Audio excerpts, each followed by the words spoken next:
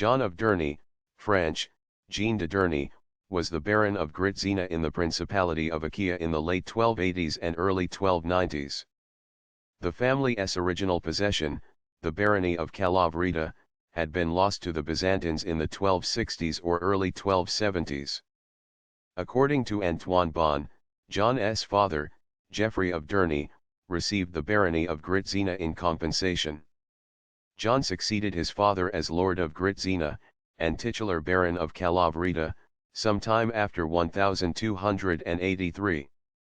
In 1289-90, he appears, along with John Chauderin, as one of the principal aides of the new Prince of Achaia, Florent of Hainaut, in his efforts to re-establish proper administration and internal peace in the principality.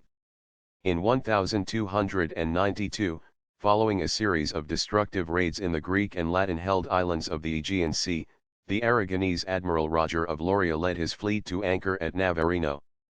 With Prince Florent absent in Italy, the local Castellan, George I Gassi, assembled 200 knights, at Andrauza to oppose any Aragonese attempt at plunder or the capture of lands in Achaia.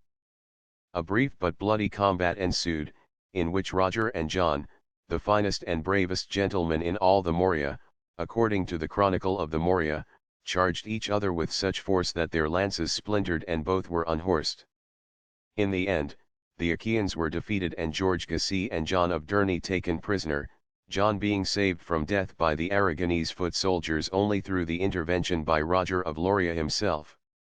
They were released shortly after when the Aragonese fleet sailed to Clarence and Princess Isabella of Villehardouin paid the Aragonese 4,000 hyperpera as ransom.